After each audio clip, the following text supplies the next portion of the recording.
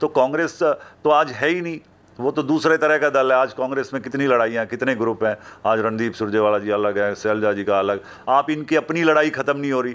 भूपेंद्र सिंह हुड्डा ने तो कह दिया कि अगर हमारी सरकार बनती है तो डिप्टी सीएम ब्राह्मण समाज से होगा। इस स्टंट को किस तरह मानते हैं आप? नहीं, क्यों डिप्टी सीएम क्यों होगा ब्राह्मण समाज से? नहीं है। आप पिछले, हम भी पहले कांग्रेस में थे, हमने 20 साल अपनी ज़िंदगी के कांग्रेस पार्टी में दिए।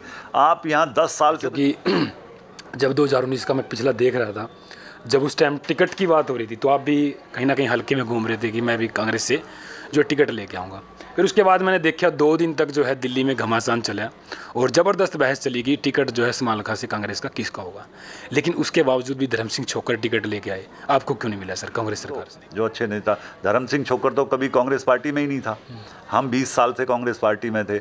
आप उन्होंने बाहर से ला के हमारे सामने एक आदमी अड़ा दिया हमारे को रोकने के लिए। अब तड़प रहे हैं कि भाई कैसे सत्ता मिले, कैसे सत्ता मिले, क्योंकि सारे कांग्रेस के लोग तो मार दिए।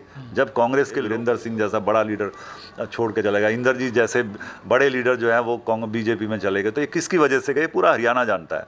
हमारे को भी वही हुआ। और समालखा की सीट मैंने मुख्यमंत्री जी को जब हमने पार्टी ज्वाइन करी तब भी कहा था और पूरा समीकरण समझाया था कि अगर मुझे टिकट देते तो मैं कैसे ये सीट निकलेगी। आपको गारंटी के साथ कहता हूँ, इस रैली से भी आपको आइडिया हो जाएगा, और गारंटी के साथ कहता हूं कि समालखा, और सीटों का मुझे नहीं पता हरियाणा में कितनी आएंगी, कौन समालखा की। इस वक्त आप देख रहे हैं एनडी हरियाणा। आज मैंने पहले आपसे अपडेट बताई थी कि यहाँ समालखा हल्का में जो रैली निर्धारित की गई है 26 तारीख की, तो लेकिन मैं समालखा विधानसभा की बात करूँगा क्योंकि ज़्यादा लंबी चौड़ी बात नहीं रहेगी। वो इंटरव्यू आपको पहले इससे बाद में देखने को मिलेगा। आज थोड़ी रैली के ऊपर डिस्कशन करेंगे, किस तरह की तैयारी है, और सबसे बड़ा जो सवाल है कि हरियाणा में जो बीजेपी खट्टर सरकार है वो इस विधानसभा में किस पे भरोसा करके जो है अपना कार्यभार, मतलब यहाँ से जो है विधायक पद के लिए टिकट निर्धारित करेगी। तो हमारे साथ संजय छोकर जी है। ज़्यादा लंबी बात ना करते हैं सर, पहले तो नमस्कार जी। नमस्कार जी, बहुत बहुत धन्यवाद आपका। जी जी सर, ये कहना चाहूँगा सबसे पहले हम बात कर लेंगे, अभी मुख्यमंत्री जी यहाँ पर पहुँचेंगे तो किस तरह की तैयारी चल रही है? नहीं, बहुत ही कमाल की तैयारी चल रही है। आप देखना, क्योंकि बहुत लंबे टाइम से 9 साल हो गए हैं बीजेपी सरकार को, तो समालखा में कोई बड़ी रैली या मुख्यमंत्री का इस तरह से कोई प्रोग्राम नहीं था। तो हमने आग्रह किया था मुख्यमंत्री जी को कि पिछले 9 साल में, क्योंकि यहाँ पे समालखा में एक बड़ी दिक्कत रही, पिछले 2 बार से जो बीजेपी का कैंडिडेट था वो हार गया यहाँ पे, यहाँ से विधायक नहीं बन पाए। तो मुझे लगता है कि उसको लेके कहीं ना कहीं समालखा में थोड़ी जो काम में और उसमें रफ्तार जो थी वो उतनी तेज़ी से नहीं हो पाई। तो उसको लेके हमने मुख्यमंत्री जी से कहा था कि आप हमारे को कार्यक्रम दो, रैली दो, हम यहाँ पे समालखा के लोगों को जो यहाँ का हिस्सा मिलना चाहिए, जो यहाँ का पैसा, जो ग्रांट वो मिलनी चाहिए, वो आप रैली में आके अनाउंस करो। तो उन्होंने 26 नवंबर का टाइम दिया। बहुत ही कमाल की तैयारी है, इतना अच्छा रिस्पॉन्स है लोगों में। और मैं ये कहता हूँ कि अगर आप पिछले इस हरियाणा की राजनीति की बात करें, मनोहर लाल खट्टर जी ने हरियाणा की राजनीति को बदला है। उन्होंने जातिवाद, क्षेत्रवाद, एरियावाद, ये सब चीज़ों से परे हटके, अलग हटके हरियाणा में काम किया। आप हरियाणा में देखना, आप किस तरीके से खूबसूरत सड़कें बन रही हैं, हाईवे 13 नए हाईवे बने हैं, बिजली 24 घंटे गांव में आ रही है, नौकरियां मेरिट पे मिल रही हैं।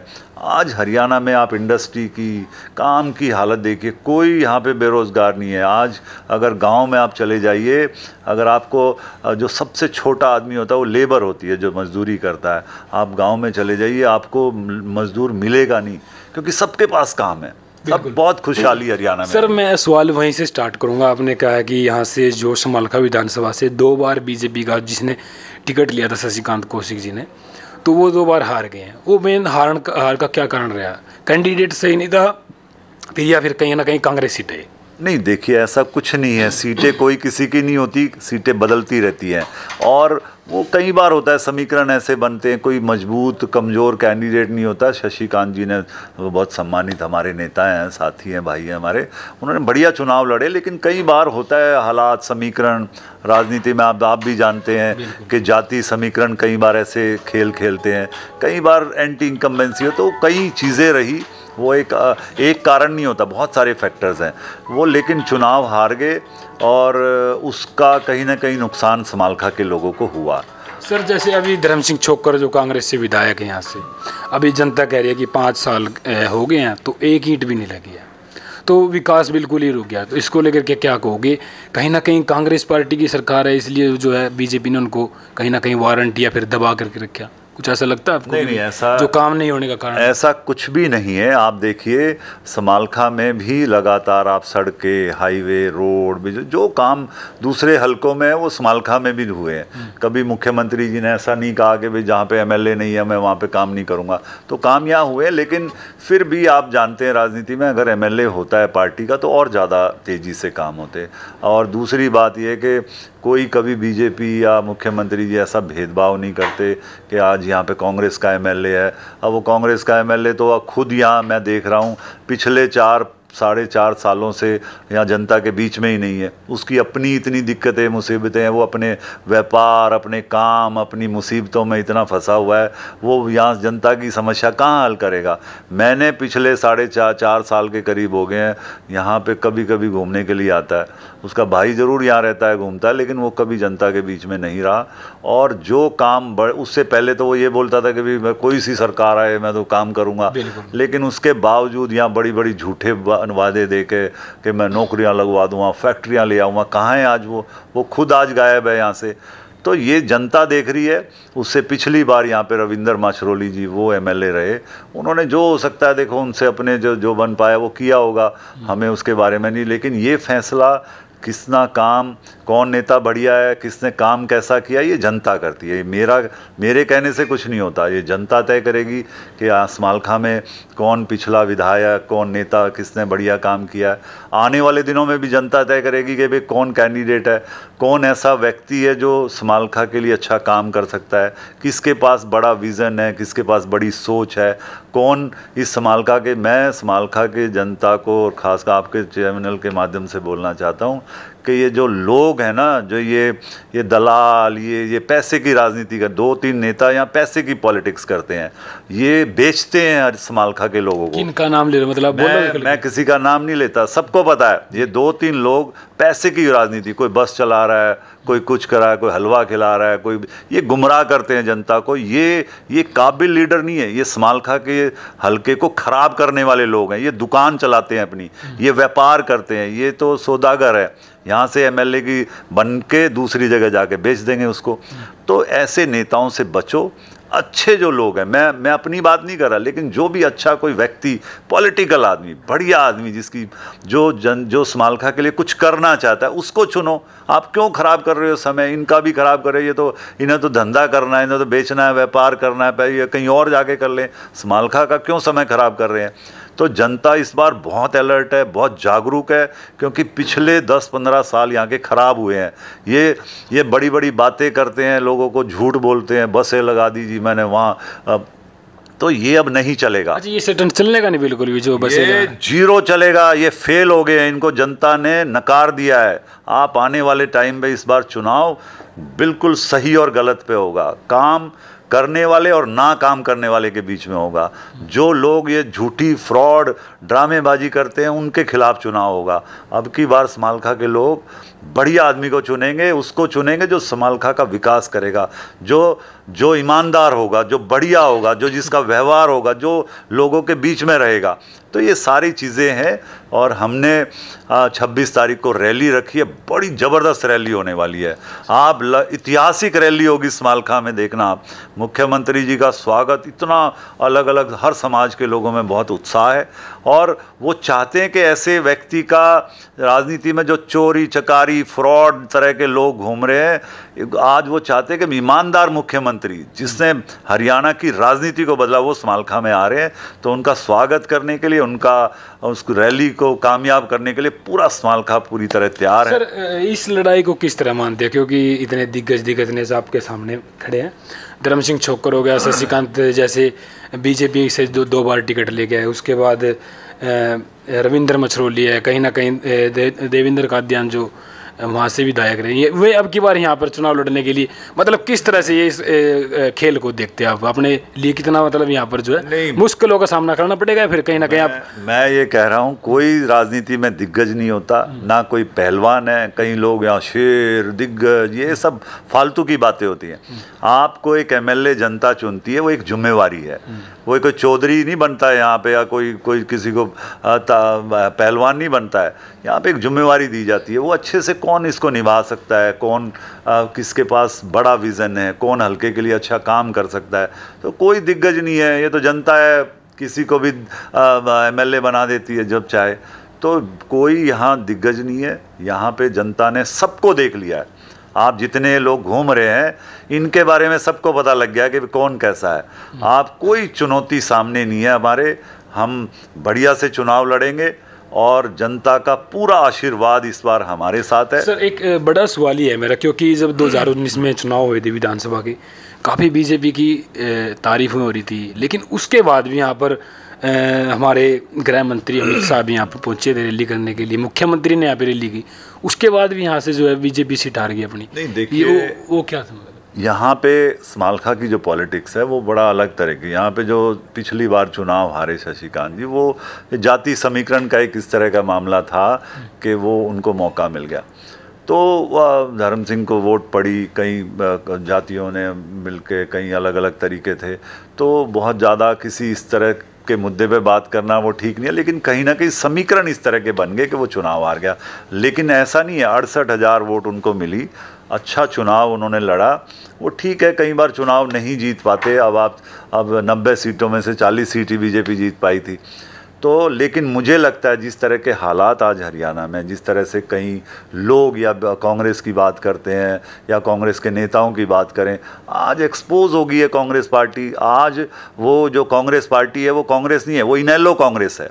आज उसमें आप कालका से ले लीजिए, प्रदीप चौधरी वो इनेलो में था।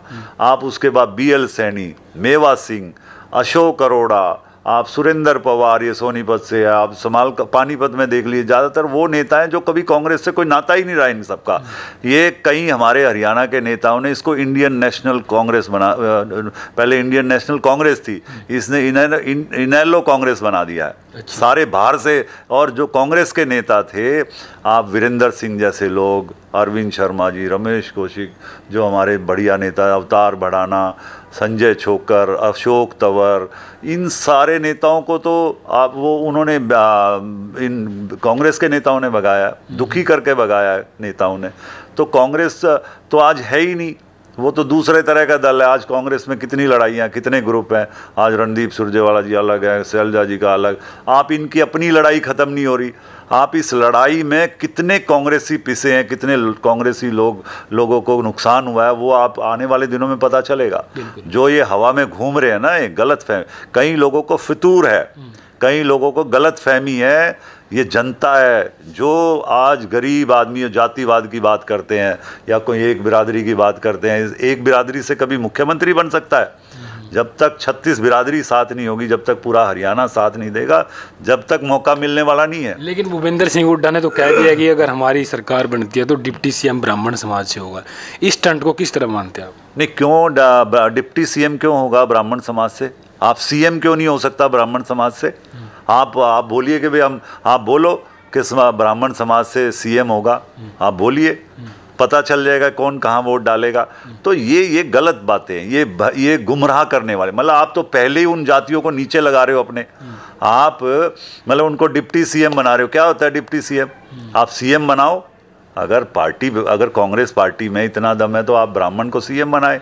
आप बड़ी वो है हरियाणा में पॉलिटिकल कास्ट है ब्राह्मण, उनको भी मौका मिलना चाहिए। हम ये कह रहे कि सारी कास्टों को मौके मिलने चाहिए। कोई एक ही आदमी, अब अगर कई बार ये जो एक जाति के लोग बोलते हैं, बोलो अरे मनोहर लाल खट्टर साहब थोड़ा ना सरकार, आप लोग चला सकते हो साहब, हर आदमी को अपनी काबिलियत होती है, कोई भी सरकार चला सकता है। आज मैं तो ये कह रहा हूँ कि सब जातियों को मौके मिलने चाहिए। जैसे सर आप मानते हैं कि इंडिया गठबंधन में जिस तरह एकजुट हो गए हैं और बीजेपी कहीं ना कहीं अकेली रह गई है, इसको हराने के लिए सभी पार्टियां एक हो गई हैं, तो अब की बार जो 2024 का चुनाव होगा, विधानसभा का भी और अपने तो हरियाणा में लोकसभा का भी होना है, तो किस नज़र से देखते हैं आप हरियाणा में दोबारा से बीजेपी वापसी कर पाएगी या नहीं कर पाएगी? मैं ये कह रहा हूँ, हरियाणा में आप तीसरी बार बीजेपी की सरकार बन रही है, ये क्लियर है, ये सारा हरियाणा जानता है। ये रिकॉर्ड तोड़ होगा, ये रिकॉर्ड तोड़ होगा, ये रिकॉर्ड होगा कि तीसरी बार, पहले तो रिकॉर्ड ये होता था कि दूसरी बार सरकार बनना मुश्किल था, अब तीसरी बार बनेगी। और दूसरी बात, इंडिया गठबंधन की आपने बात करी, वो तो फेल हो गया, वो तो पहले झटके में टूट गया। अभी यहाँ पे रैली थी कैथल में, अभय चौटाला जी ने, उन्हें हुड्डा साहब ने तो पार्टी को, खड़गे जी को जाके बोल दिया अपने अध्यक्ष को, अगर आपने यहाँ पे अलायंस किया तो मैं पार्टी छोड़ जाऊँगा। तो ये गठबंधन चलने वाला, ये मध्य प्रदेश में देखिए क्या अखिलेश यादव जी को इन्होंने टिकट देने की बात, ये एक भी टिकट नहीं दिया। तो ये गठबंधन चलने वाला नहीं है, ये कोई नेचुरल गठबंधन नहीं है, ये जुगाड़ है, करना चाह रहे हैं कि बीजेपी को हरा तो पा नहीं रहे हैं कि आप इकट्ठे हो जाओ। आप ये देखिए, इकट्ठा कौन होता है? कमज़ोर आदमी इकट्ठा होता है। मजबूत आदमी के खिलाफ जब कमज़ोर आदमी तो इकट्ठे होंगे, तो आपको खुद ही महसूस होना चाहिए कि मजबूत कौन है। लेकिन ये भी कहा जाता है कि एकता में बल होता है। एकता में बल हो, एकता में बल तो होता है, लेकिन एकता हो तो नहीं रही। अच्छा। आप तो इंडिया गठबंधन की बात करें, कांग्रेस में ही एकता नहीं है। आप पिछले, हम भी पहले कांग्रेस में थे, हमने 20 साल अपनी ज़िंदगी के कांग्रेस पार्टी में दिए। आप यहाँ 10 साल से तो जिले के अध्यक्ष नहीं है, ब्लॉक अध्यक्ष नहीं है, कोई पदाधिकारी नहीं है। आप एक बार अगर अशोक तंवर जी को अध्यक्ष बनाया, उनको हटवा दिया, कुछ कमेटी नहीं बनने दी। शैलजा जी इतनी बड़ी लीडर थी, उन्होंने जिला अध्यक्ष नहीं बना पाए। अब हुड्डा साहब कह रहे थे मैं तो पावरफुल हूँ, और मैं तो उदयभान जी को इन्होंने अध्यक्ष बनाया। 1 साल हो गया, आज तक उनसे भी अध्यक्ष नहीं बने। तो पार्टी, आप बीजेपी का संगठन बड़ा मजबूत है, बीजेपी के साथ जनता है। इन्होंने काम जो किए हैं वो कॉमन काम किए हैं, जनता के हित में काम किए हैं पार्टी ने। सर, एक जनता का सवाल है, क्योंकि जब 2019 का मैं पिछला देख रहा था, जब उस टाइम टिकट की बात हो रही थी, तो आप भी कहीं ना कहीं हल्के में घूम रहे थे कि मैं भी कांग्रेस से जो टिकट लेके आऊँगा। फिर उसके बाद मैंने देखा 2 दिन तक जो है दिल्ली में घमासान चला और ज़बरदस्त बहस चली कि टिकट जो है समालखा से कांग्रेस का किसका होगा। लेकिन उसके बावजूद भी धर्म सिंह छोकर टिकट लेके आए। आपको क्यों नहीं मिला सर कांग्रेस सरकार से? नहीं, वो देखिए, जब टिकट देना तो ये तो पार्टी के हाथ में होता है। कई नेता क्या होते हैं, हरियाणा की राजनीति में क्या हुआ, हुड्डा साहब ने का पूरा दबदबा रहा, उन्होंने उनको अच्छे लीडर पसंद नहीं है, उनको लीडर पसंद नहीं है। उनको तो जो ये चमचागिरी वाले लोग, जो उनके पैर पकड़ते हैं, जो छूते हैं, जो उनके साथ घूमते हैं, वो पसंद है। जो सही में लीडर थे, जो उनके लिए चैलेंज थे, आप संजय छोकर, अशोक तंवर, रणदीप सुरजेवाला जी को 2 बार चुनाव हार लिए, वो किसने हरवाया वो सारी हरियाणा जानता है। आप शैलजा जी को कौन कमज़ोर करना चाहता है, वो सब पूरा हरियाणा जानता है। तो ये बात आप पूरी कांग्रेस पार्टी की फितरत में हो गया कि भाई जो बढ़िया नेता उनको मार दो, जो अच्छे नेता। धर्म सिंह छोकर तो कभी कांग्रेस पार्टी में ही नहीं था, हम 20 साल से कांग्रेस पार्टी में थे। आप उन्होंने बाहर से ला के हमारे सामने एक आदमी अड़ा दिया हमारे को रोकने के लिए। उनको लग रहा था ये अच्छा बढ़िया लड़का आगे बढ़ रहा है, उसको रोक दो। तो यहाँ पे रोकने का, काटने का, मारने का काम होता है।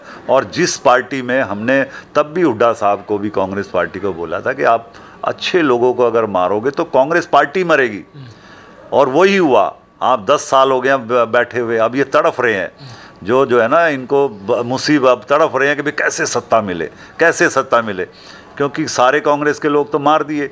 जब कांग्रेस के लोगों को मारोगे, जो कांग्रेस के लीडर्स को मारोगे, वीरेंद्र सिंह जैसा बड़ा लीडर छोड़ के चलेगा, इंद्रजीत जैसे बड़े लीडर जो हैं वो बीजेपी में चले गए, तो ये किसकी वजह से गए पूरा हरियाणा जानता है। हमारे को भी वही हुआ जिस तरीके से। तो ये एक अलग तरीके की बात थी। हमारे को उस टाइम टिकट नहीं मिला, हमें फिर भी कोई फिक्र नहीं था। उसके बाद भी हम 2019 के बाद मैं 2022 तक कांग्रेस पार्टी में रहा। लेकिन अगर आप किसी आदमी को मारते ही चले जाओगे, आप किसी आदमी को मौका ही नहीं दोगे आगे बढ़ने का, अगर आप आदमी की ग्रोथ ही नहीं होगी, अगर आप चैनल में आज काम कर रहे हो, आपका चैनल है, अगर आपको आगे बढ़ने का मौका ही नहीं मिलेगा तो वो क्यों काम करेगा उस प्लेटफॉर्म पे। तो वो यहाँ पे जो जिस तरह के लोग, जो जिस तरह के लोगों को एमएलए बनाया जा रहा है, इनको लीडर नहीं चाहिए, इनको तो जुगाड़ चाहिए जो इनके पीछे घूमे, बस इनको मुख्यमंत्री इनके नारे लगाए। बिल्कुल, जैसे अभी आपने कहीं ना कहीं, अभी मैं देख रहा हूँ काफ़ी टाइम से सभी आपके बहुत सारे कार्यकर्ता हैं वो बीजेपी में लगातार काम कर रहे हैं, और आप एकदम से जो है बीजेपी आपने ज्वाइन की, उसके बाद से मनोहर लाल खट्टर जी का आपकी तरफ ध्यान हो गया। आपने बड़ा आपने मान सम्मान भी किया आपको भी, उसके बाद मतलब इतना भरोसा होगा कि आपको मतलब रैली करने की आपको यहाँ पर आपको सौंप दिया गया। तो क्या मानते हैं अभी आने वाले 2024 के जो विधानसभा के चुनाव होंगे, ये टिकट आपका फाइनल माने या फिर जनता का सवाल? देखिए, टिकट किसी का फाइनल और वो नहीं होता है ऐसे, वो तो बाद में पार्टियां जब चुनाव का समय आता है तब तय होता है। पार्लियामेंट्री बोर्ड होता है, कमेटीज़ होती हैं, रिपोर्ट होती हैं, फीडबैक होती है, सीआईडी की रिपोर्ट है, तो वो जो पार्टी टिकट उसको देती है जो चुनाव जीत सकता हो। तो अगर हमारी रिपोर्ट अच्छी होगी, लोगों से लोग अगर हम बोलेंगे भाई संजय छोकर अगर जीत सकता है तो हमारे को टिकट देगी पार्टी। लेकिन मैं मुख्यमंत्री जी का धन्यवाद करता हूं कि उन्होंने हमारे पे भरोसा जताया, हमारे को रैली दी। तो वो इसलिए था कि भाई यहाँ पे कोई एमएलए नहीं था, उस तरह का कोई लीडर प्रोग्राम लेने को तैयार नहीं था। तो हमें पूरा भरोसा है कि 2024 में हरियाणा में भी बीजेपी की सरकार बनेगी। और समालखा की सीट मैंने मुख्यमंत्री जी को जब हमने पार्टी ज्वाइन करी तब भी कहा था और पूरा समीकरण समझाया था कि अगर मुझे टिकट देते तो मैं कैसे सीट निकलेगी। आपको गारंटी के साथ कहता हूँ, इस रैली से भी आपको आइडिया हो जाएगा, और गारंटी के साथ कहता हूं कि समालखा और सीटों का मुझे नहीं पता हरियाणा में कितनी आएंगी, कौन, समालखा की सीट 100% बीजेपी की जीतेगी इस बार। अच्छा, ये अभी जनता का सवाल ही मैं करता हूं। अच्छा, जनता संजय छोकर को वोट क्यों देगी? नहीं, जनता ने संजय छोकर को वोट की मैं बात नहीं कर रहा हूं, लेकिन जनता उसको वोट देती है जो उनको अच्छा लगता है। जनता के बीच में हम रहे हैं, हमने 20 साल हो गए हैं कि लगातार मैंने चुनाव भी नहीं लड़े बीच में कई बार, लेकिन उसके बावजूद भी हम लोगों के बीच में रहे, लोगों का प्यार, आशीर्वाद। आज मैं तो एमएलए नहीं हूँ, हमने पहले भी बहुत बड़ी बड़ी रैलियाँ करी। जब मैं अध्यक्ष था हरियाणा का, हमने भिवानी बहुत हज़ारों आज भी लोगों का प्यार, आशीर्वाद हमारे साथ है। और संजय छोकर एक समालखा में ऐसा नेता है कि विपक्ष वाले भी ये बोलते हैं कि मैं दूसरी पार्टी में ज़रूर, लेकिन नेता संजय छोकर हमें अच्छा लगता है। हाँ, वो वोट बेशक हमारे को ना दे, लेकिन फिर भी हमारा इज्जत सम्मान करते हैं। समालखा की जनता बहुत प्यार लगाव हमारे को करती है और पूरी उम्मीद है इस बार आशीर्वाद हमारे को वो ज़रूर देंगे। सर, मैं मानता हूँ कि जो समालखा विधानसभा का जो चुनाव होता है वो जातिवाद भी होता है या फिर कहीं ना कहीं कैंडिडेट को देखते हैं, क्योंकि पिछली बार जब रविंद्र मछरोली भी यहाँ से विधायक बने हैं, हालांकि जाटों की इतनी वोट नहीं है जितनी गुजरों की और जो अदर हैं, लेकिन उसके बाद भी यहाँ रविंद्र मछरोली जो है विधायक बन गए, फिर उसके बाद धर्म सिंह छोकर बने। या किस तरह का समीकरण मानते हैं, जातिवाद भी वोट होता है या फिर कहीं ना कहीं कैंडिडेट को देख कर वोट देते हैं जो उसका 5 साल का जो मेहनत रही है, उसका कार्यकाल मतलब मेहनत रही है? नहीं, देखिए, इसमें कोई एक ऐसा कोई फार्मूला, ऐसा कोई वो नहीं होता अभी जातिवाद पे वोट, ऐसा तो नहीं होता। जाति पे कई बार किसी को कोई ज़्यादा मेहनत कर लेता है या कई बार किसी तरीके से अपनी बात ज़्यादा अच्छे से रख लेता है। कई बार जाति समीकरण का भी बहुत बड़ा रोल होता है राजनीति में जीतने का, तो वो ठीक है अलग अलग। और कई बार ऐसा भी नहीं है कि आप एमएलए बन गया तो वही सबसे पॉपुलर या बढ़िया नेता है, ऐसा भी नहीं होता। कई बार हारने वाला भी ज़्यादा पॉपुलर होता है, ज़्यादा अच्छा होता है, लेकिन वो समीकरण हालात की वजह से नहीं जीत पाता। तो ये अलग अलग तरह की बात होती है, कोई इसमें एक स्टैंडर्ड ऐसा कोई फार्मूला नहीं है भी कोई जातिवाद चलता है या नहीं चलता। कई बार हवा चलती है, कई बार कैंडिडेट की अपनी इमेज चलती है, कई बार जातियों का भी रोल होता है, तो अलग अलग तरह से अलग अलग समय पे चीज़ें होती है। बिल्कुल, हाँ, इसलिए समझना चाहता था क्योंकि आपका बड़ा लंबे समय से राजनीतिक दौर रहा। लेकिन अभी लास्ट में सवाल काफ़ी हो गए हैं, लेकिन मैं तो इंटरव्यू बढ़ाते रहता।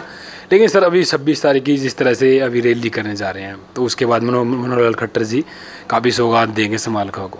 क्या मानते हैं, रुख बदलेगा बीजेपी का, हवा चलेगी बीजेपी की, या फिर कहीं ना कहीं फिर भी डर है आपके मन में रैली करने के बाद? नहीं नहीं, बिल्कुल बहुत ही बढ़िया हवा चलेगी। आप इस रैली के बाद और मजबूती आएगी।